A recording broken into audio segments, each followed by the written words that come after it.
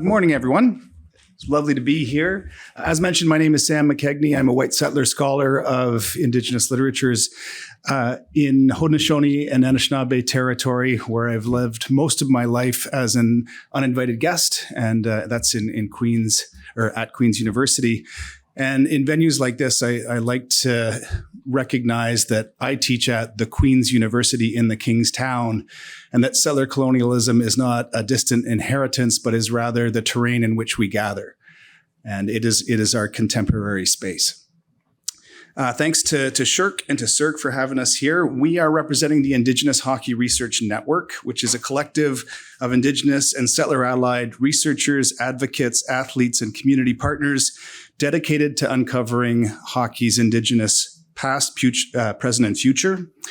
Our objective is not simply to make the game safer and more inclusive, but indeed to make hockey a vehicle for the nurturing and expression of Indigenous knowledges, values, and ethics, and a force in the service of decolonization.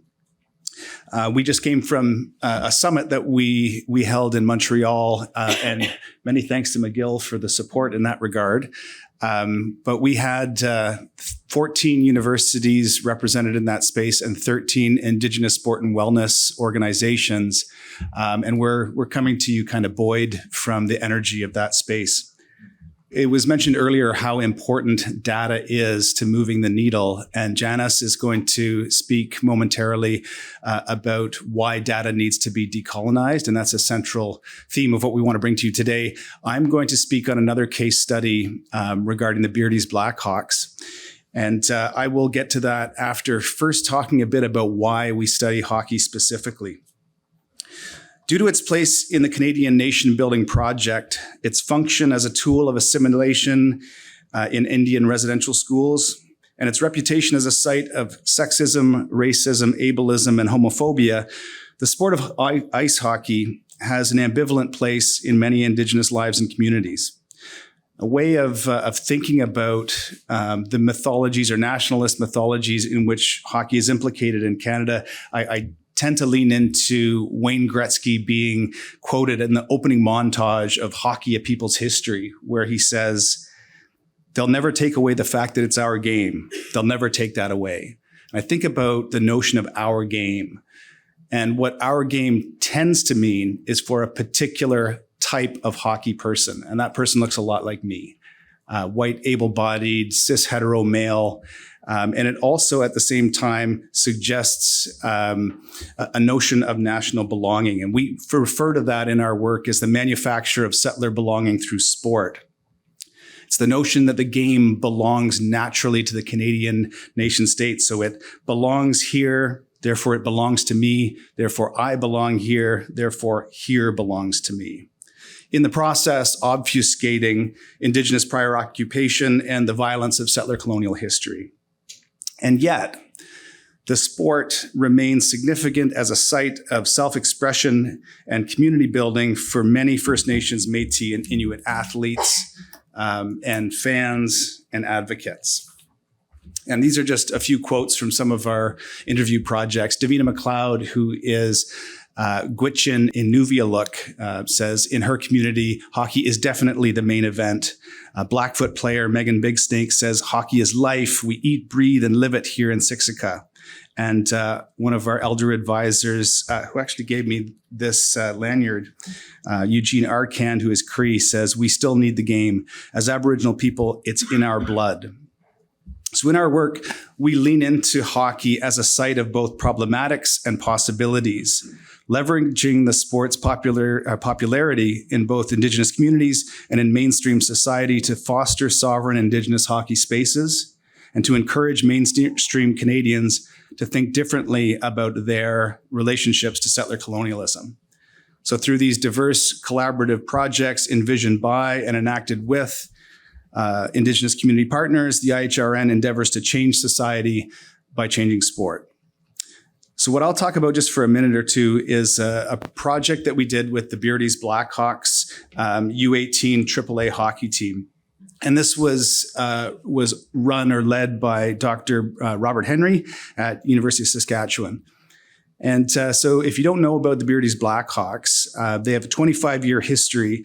And at the time that they were removed from the SHA in 2019, they were the only AAA U18 team owned by and run on a First Nation in Canada.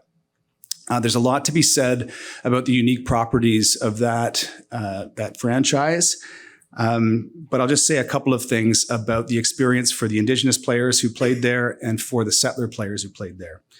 So for Indigenous youth, they had the rare opportunity to play for a team and in a dressing room inflected by Indigenous values, in which their Indigenous identities were perceived as an asset rather than something to constrain or hold to themselves. The way we've often referred to that is the ability to bring one's whole self into the dressing room. And those players experienced that at Beardy's. There are many examples from the interviewees that we spoke with of coming from hockey places in which they felt discriminated against in their own dressing rooms and certainly externally to the club. But Beardy's actually provided an opportunity for them to feel safe and supported. One quite significant example is Craig McCallum, who's from Canoe Lake. And he was going to give up the game when he was playing for North Battleford. His experiences there were so difficult that he decided not to play hockey anymore. And with the help of some folks from his community and from Beardy's, he ended up going to training camp just to support one of his family members who was trying out, ended up sticking with the team, was the leading scorer in the team that year, and has become a real advocate for players throughout Saskatchewan. For settler youth, Beardy's offered the opportunity to learn about First Nations culture, in this case, Cree culture, many not having ever been on a reserve before, and to be disabused of stereotypes about Indigenous people and communities. And then furthermore, with masks on their faces and the Beardy's logo on their chest, those settler players got to feel something of what it is like to be coded as Indigenous in Canada and in hockey spaces. There could scarcely be a more valuable learning opportunity in the service of reconciliation in this country. And I'll note that every single player on the team, we interviewed all the players on the team that final season, Indigenous and non-Indigenous, reported having been the target of or having witnessed anti-Indigenous racism while being on the team. In 2018, all of the franchises from the league were forced to reapply to remain in that league. According to supposedly dispassionate criteria, Beardy's was one of only 2 teams whose applications were denied. And there's a lot to be said here about the politics of that decision, but I'll just note 2 things. Some of the criteria were set up directly for Beardy's to fail. One of those being the demand of a billeting system within the space. And none of the settler players desired to billet at Beardy's, but wanted to be able to travel from their home communities, which were less than 2 hours away, in most cases only an hour.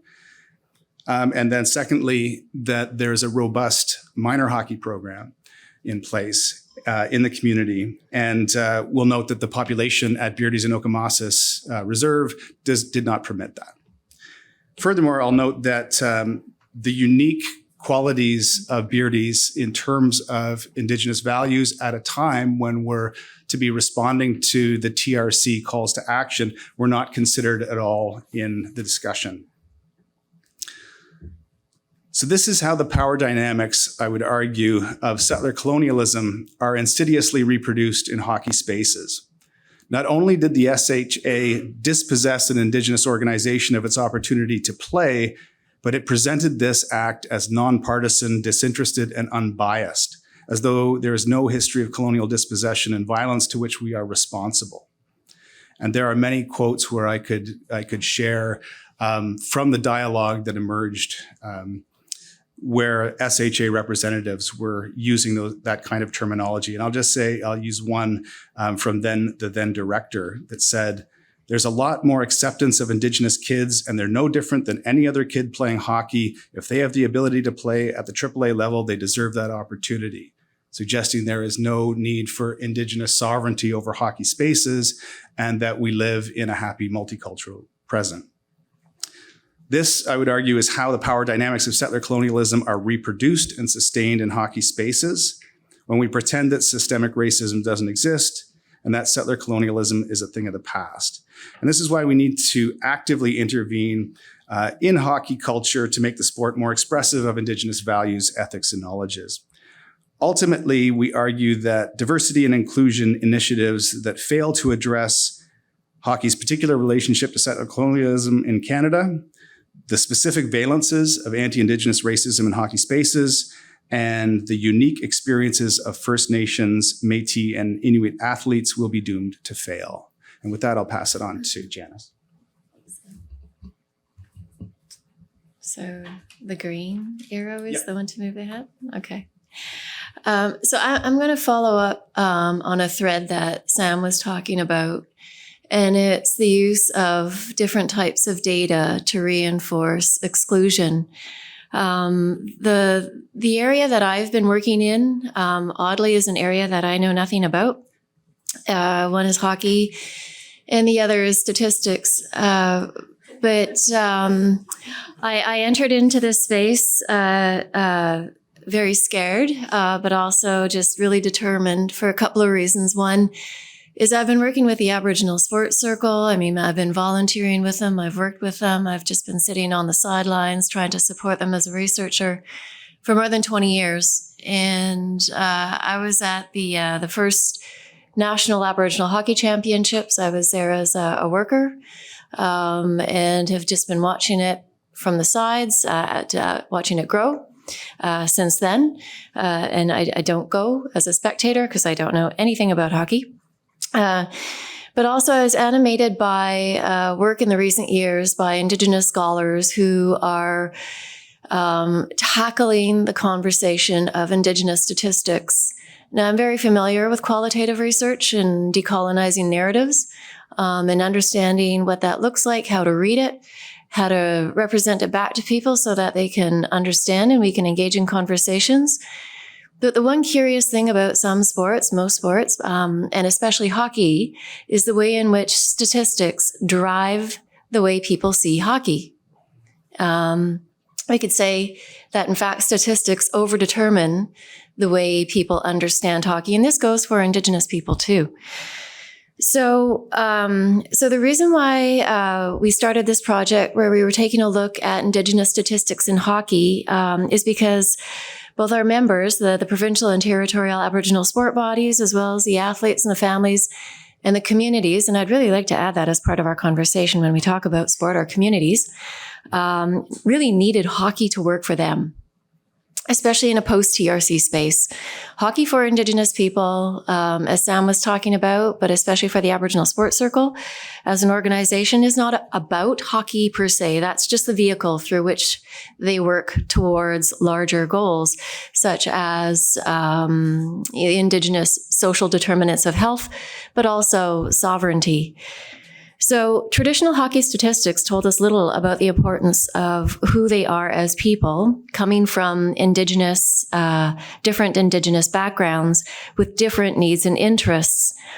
And we knew that statistics create different and very specific pictures of who the athletes are.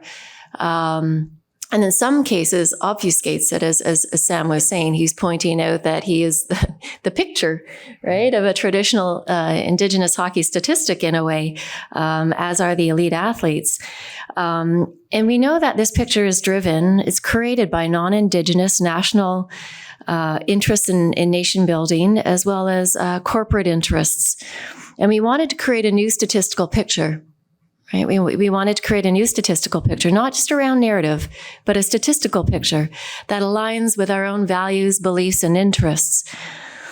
And And the point was so that our members, our PTSABs and the communities and the organizations that they were working with at the community level, in some cases, organizations like Beardy's would be in a better position to drive their own needs and interests because they would have their own reliable information to change policy, right? To make different arguments, to insert themselves into spaces differently that don't overdetermine who they are and what other people think they need or how they need to be to fit in. And also then to attract new government funding as well as attract corporate sponsors. And then they would also then be able to see more clearly where they could put their own limited time and resources because they are all very busy. Such as maybe providing athletes with academic scholarships or travel grants for training and competition, linking them with companies that can provide them with the equipment they actually need, bringing the right scouts to the events so that they can leverage their opportunities, and providing them with the right wraparound supports that can help them to succeed. So we want to create a different statistical picture. Our partner organization, quickly, is the Manitoba Aboriginal Sport and Recreation Council. They were established in 1988. I don't think a lot of people realize how long our provincial and territorial Aboriginal sport bodies have been around. They've actually been around since the 1970s. In a different iteration, many of them started to formalize themselves in the 1980s and then incorporate themselves in the 1990s. At about the same time that the Aboriginal Sports Circle was incorporated. So we're not new to this space. We have been around for decades. And the Manitoba Aboriginal Sport and Recreation Council is the provincial Indigenous body for sport and recreation development in Manitoba. And one of the many, many things that they do is select, organize, and prepare Indigenous teams for the NAHC, the National Aboriginal Hockey Championships, which is falls under the umbrella of the Aboriginal Sports Circle, an organization that I still volunteer with as the Aboriginal, as the vice president. Like most of us, COVID really hurt the NAHC in a sense. The NAHC has been hosted annually since 2001. It caters to male and female athletes ages 13 to 18. I think about that for a second. I didn't fully appreciate the significance of that until someone explained to me the difference in maturation between 13 and 18-year-olds on the ice. And then I was absolutely frightened. So their skill level ranges considerably from playing, 1 year to entering into college, university, or even the professional leagues, but they make it work because they need hockey to work for them. And so initially this project was national in scope. We went to Whitehorse in 2019 with pen to paper surveys, had a nearly 100% response rate from the more than 500 athletes who were there. COVID hit, it just, blew apart like people's experiences in sport. And so we focused on the MESRC, because they are very committed to, research innovation with the right people, with the people who know how to work with them. And I'm going to get to that in a minute. So just quickly, our work, there you can see some of the data that we've got in the Excel sheet. These are the results of the pen to paper surveys that we have that are now part of an online survey, so much better. And that is now part of their registration package. And here, just very quickly, are some of the example focus areas that we are initially interested in. I use the royal we as a team with our researchers. Taylor McKee at Brock University is the co-lead on this project, and the MASRC. They're interested in issues like travel and access issues, and not in the way that you might think about it. Right? And I'll show you in a minute. Also very interested in job commitments. What are their kids doing in order to make ends meet and to pay for their travel and competition? Equipment. What kind of equipment do they have? Right? How do they get it? A lot of these kids are living in places where it's hard to get equipment, very expensive to travel with equipment. So what kind of equipment do they have? There are safety issues that are also at play here. post-secondary aspirations, which our kids are very interested in, but they also just don't want to go to, colleges and universities. Some of them have different aspirations about where they want to go. And role models, which our members have always been very, very interested in. Who are they looking to for aspirations, knowing that it's been really hard to get our kids, to be involved and stay in sport. So just quickly, you can see here some of the results from the surveys in terms of job commitments. One of the unique things about our survey, too, is oftentimes we find that in traditional mainstream statistics, they homogenize Indigenous experiences, and we want to disaggregate that.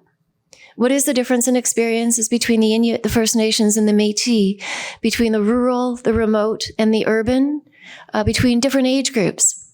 We need to disaggregate that because it doesn't help us to figure out what we need to do if we work with Indigenous youth. So who are our kids? And you can see here that there's differences in the way these athletes are experiencing the need to make money. Same thing with equipment condition. There are differences in the way equipment comes to these athletes and what kind of equipment they have access to. We also know through other research, like Courtney Citso is working with a PhD student at Queen's University, that women experience concussions differently.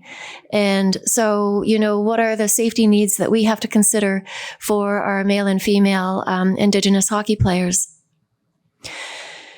And as well, post-secondary aspirations, I have to admit we were a bit surprised. Everybody was surprised at the level of engagement of our students in wanting to go to school. Now, we find that very interesting because it makes us wonder who we are reaching. If we know that, Indigenous students across the board have lower educational outcomes because of systemic issues, and they therefore are not as necessarily engaged in having educational aspirations, who then are we reaching if it's the youth who are coming to our table who are saying almost 100% right across the board they want to go to post-secondary school, and what kind of schooling is that? So right off the bat, we have information that we find really useful. And you might think that that is very mainstream, but the way in which we are interpreting it is very different. And that's really important. So I want to get back to what we started talking about Indigenous data and decolonizing data. We knew going into this project that survey research is a dirty word. Research is a dirty word for many Indigenous peoples. But there's also plenty of evidence that can be used to kind of reframe that power imbalance, because there are also plenty of examples where research has been used by Indigenous peoples to change up those spaces, to reverse those power imbalances, for instance, if you take a look at research in education, child welfare, the criminal justice system, treaties and agreements over land, and as well as environmental issues, there's plenty of evidence to show that Indigenous people have always exerted and will continue to exert their power over these spaces through different types of research. But it's research done by Indigenous people for Indigenous people and with people who know how to work in those spaces. So they've accumulated this knowledge over time. And so what we're trying to do is just make this work for us in this hockey space. And this hasn't always been done in sport. Sport, I think, is a latecomer to this idea, where the power imbalance is still too great. And so this is where we are just doing our own work, little bit by bit, trying to change the landscape for us. So just a few considerations, for us as we move forward and that we can share with you. One is just, a methodological consideration where, in Indigenous research, doing Indigenous research needs to be thought about very deeply, as some of you probably know if you're already working in this space, where we're talking about Indigenous ways of knowing and being. And so that's, Indigenous or epistemology, axiology, and all of the different deep ways of thinking about how people come to know. And for us, it is still very complicated because we are not just working with one group, Cree or Sioux, and even then there are many different ways of knowing. So it is really, really difficult to do Indigenous methodology in these spaces where you're bringing different groups of knowledges, different lived experiences together and trying to figure out what kind of data do we need that gets at our values, and our experiences and our beliefs about how we're going to move this forward. It is incredibly complex. And so that is definitely one consideration. If you're going to disaggregate that space, you also need to figure out a way to appreciate disaggregating that knowledge and that embodied experience and then bring it back together in a way that makes sense. For us, time is an ethical consideration. Giving this space time. I have been with the ASC working in this space for more than 20 years, and it is still incredibly hard. And I think the only reason I'm allowed to be in that space is because people know me. There are always trust issues. If I put on my researcher hat, I occupy a different position. If I put on my ASC hat, I occupy a different position. Time is an ethical consideration of being in this space, gaining the trust, learning to listen, trying to work through the really, really hard stuff, right, of how to make this work. Whereas mainstream hockey statistics go back to late 1800s, right? So they've got more than 100 years on us in order to try and do this work. Time is an ethical consideration. Practically, how do we bring people together to do this work? Our PTSABs and the people at the community level are so busy just doing the work of everyday sport, trying to make sure the kids have access, trying to make it safe and fun, and then trying to remove, all of the barriers that are in front of them. I don't know if you've ever been in that space, but you should be. You should, take off your researcher hat, put on your volunteer hat, and go and see what that's like, and try and see it from their point of view. And they are some of the lowest paid workers I know. And so hats off to the people who are doing this work and who are at the community level just doing this work. But how do we bring them together to have these conversations in a way that we can all understand and move together? Because we need to understand what they're thinking, right? And they need to understand that too.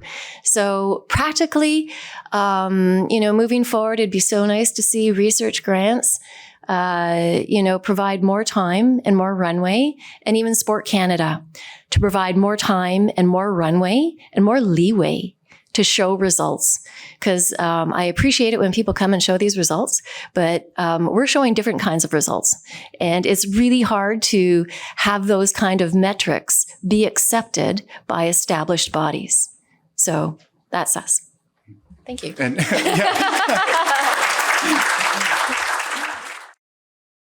Awesome. Thank you so much for your research, for your knowledge.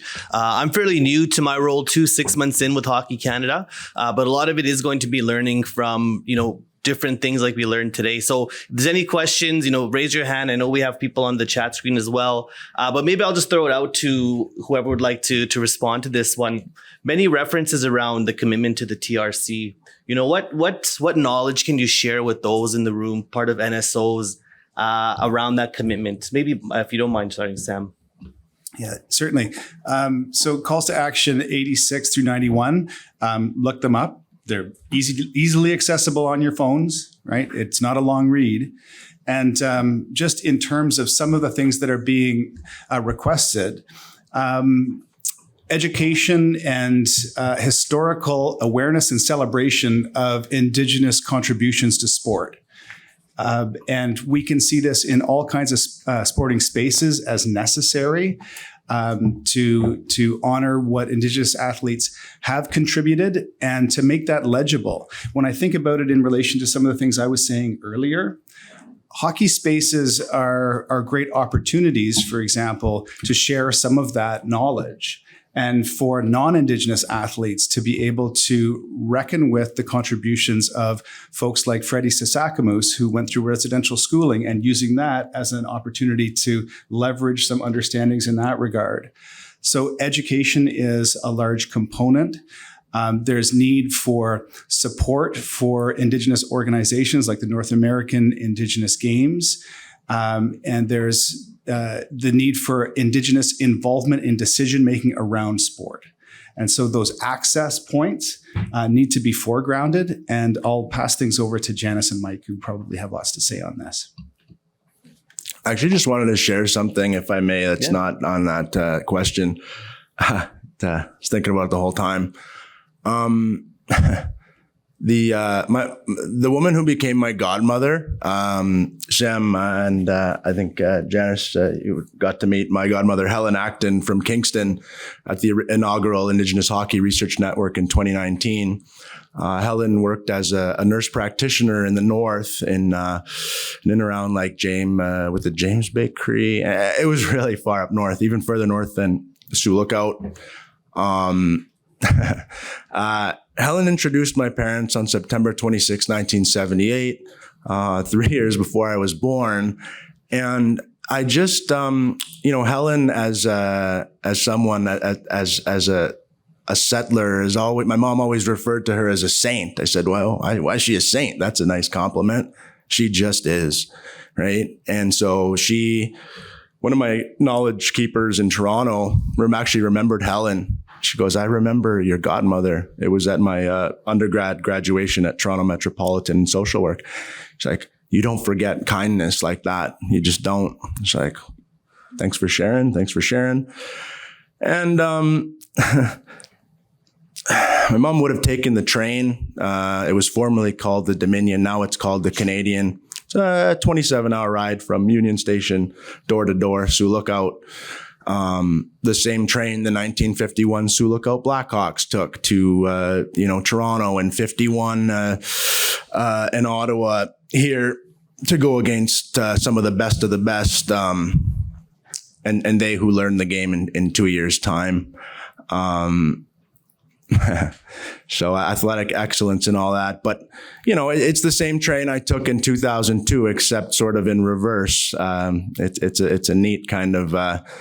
Some people, maybe they might leave their communities and come to cities and find themselves. Well, for me, it was I had to go back to the place where my parents met many years sooner in 2002.